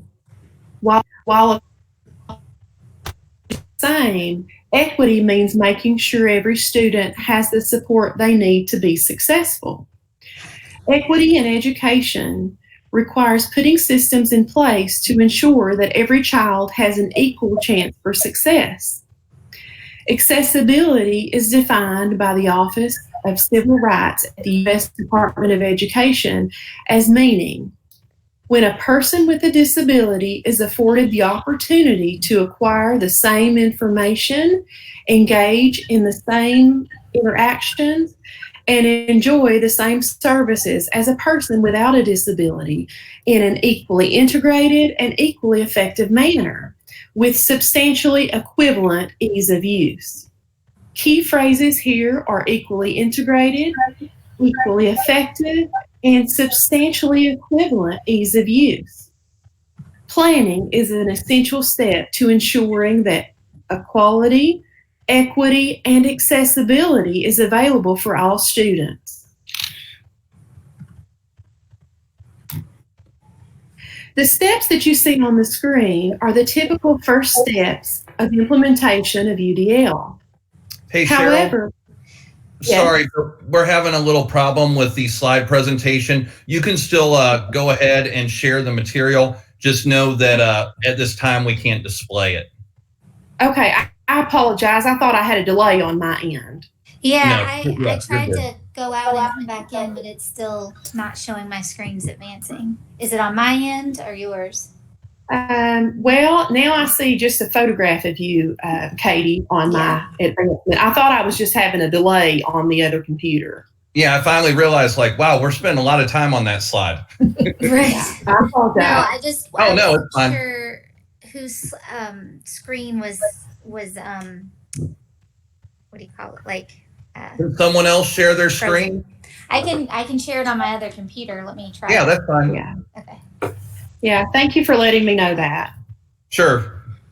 Well, you were doing great. It's just when you said, as you can see on your screen, and I was like, okay, I probably should say something. All right, no worries at all. Give me just one. All right, sorry, you're fine. Give me 1 second. I have to find my hangouts. There we go.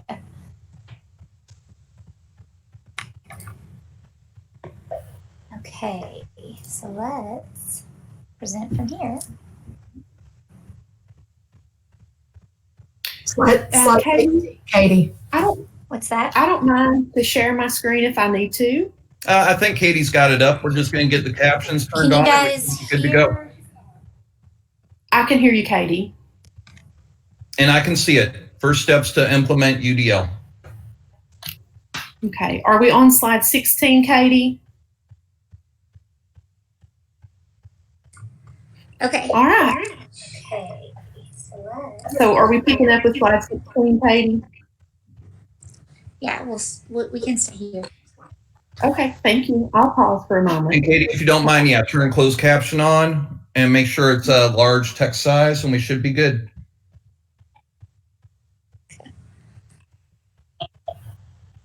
All right, sounds good. All right, guys. Sorry about that. Sometimes we have technical difficulties. I'm sorry I didn't catch it. That's okay. Okay. If you have any questions about the previous slide or we need to go back, we can certainly do that, but we'll pick up where I was and go from there if that's okay with everyone. So as you see on your screen,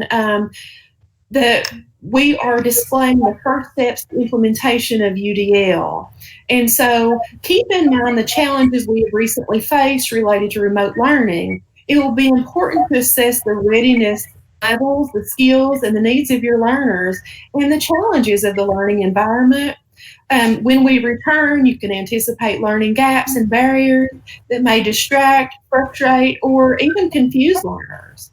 Apply UDL guidelines to plan for learner variability and determine what scaffolds are needed. All right. Hopefully everybody. So these are just some examples of pictures that. Katie, do you have if you have the YouTube channel open on another tab, if you could mute that, please? I don't. Okay.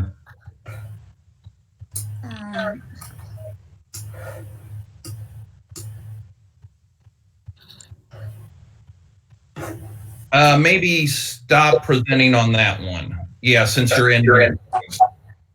Yeah.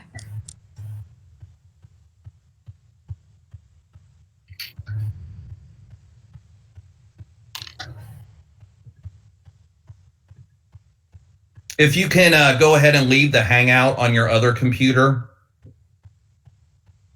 and then present the screen.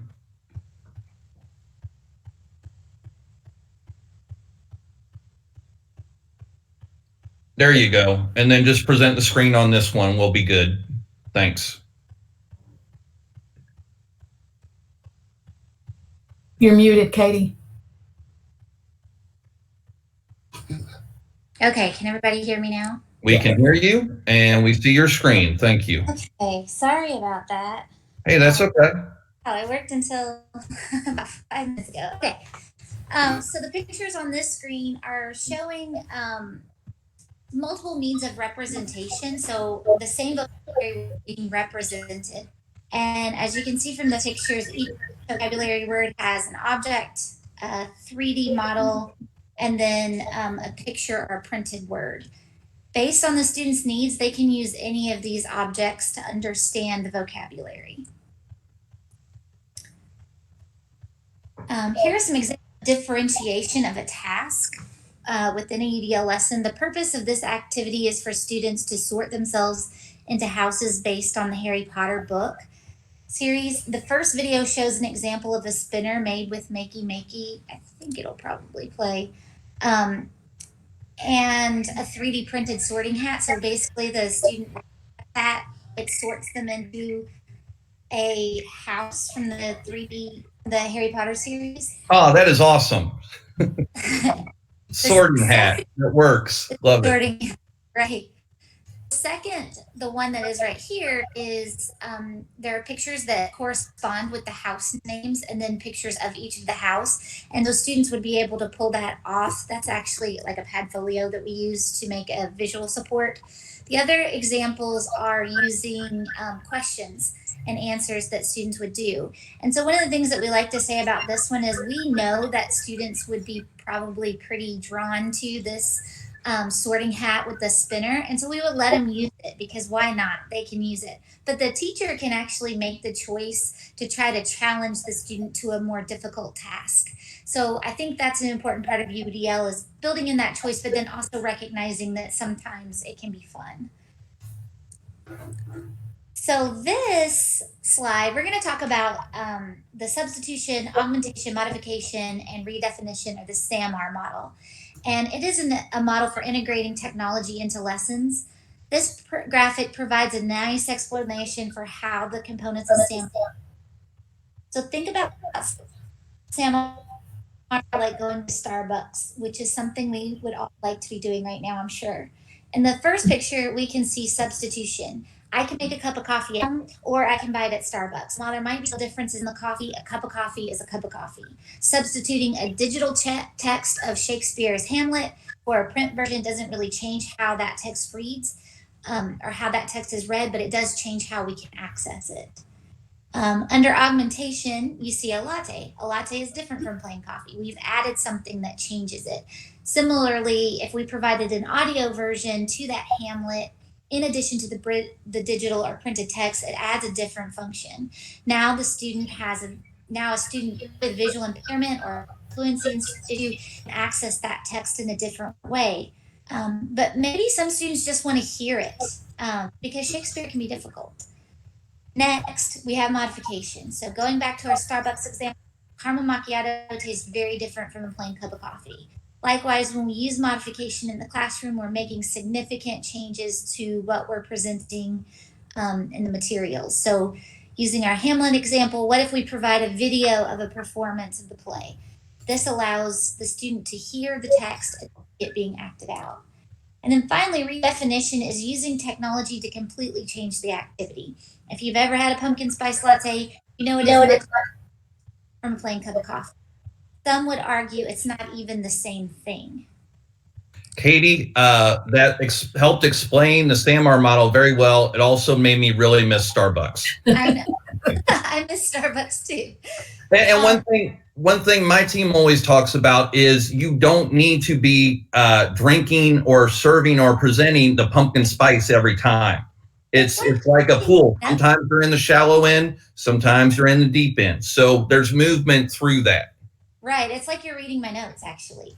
Oh, sorry. Okay. What I was going to say is there's actually a VR version of Hamlet, and students can actually walk through the Hamlet story being told and talk to characters. And the point is that you just made is that SAMR is not a hierarchy. It's not one method is better than another. Some people like plain coffee, and pumpkin spice latte is too much for other people. And it's not good for you all the time either. And I know we wasted a little bit of time going through and the technical difficulties, so I'll try to hurry up. You're doing fine. Okay, the next is how can UDL and SAMR work together? So if you're thinking about scaffolding lessons and building in technology, we can look at this model for how to include SAMR into UDL. So if you at this graphic, you can see that under multiple means of engagement, we have each area of SAMR represented. And that's because when we're engaging our students, we want to make sure that they're all coming into the lesson, that they're interested in what's happening, and that we're representing things in different kinds of ways, that we're trying to engage them. In the second one, representation, you can see that substitution takes a bigger role. And that's because we want lots of different ways for our students to access materials. And then finally, in the third one, for expression, redefinition takes a bigger role. And that's because we want our students to bring us all different kinds of ways to show their learning. And it's important to note here that teachers must be willing to accept the creative output of a student as proof of their learning. We don't want to ask them to create something unique only to follow up with some kind of generic assessment for them.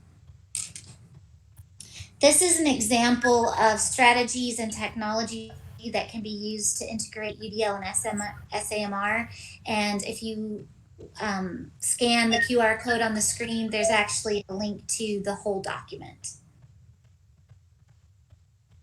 Next, we have, this is just a graphic organizer for how you could plan for UDL and thinking about SAMR. And so for this student, Robert, he really likes the outdoors and wildlife and hunting. And his teacher has created a reading plan for him. And you can see that the graphic organizer, the teacher has possible ways to engage Robert with varying levels of technology, multiple ways to represent information for him, and then also ways to show his learning.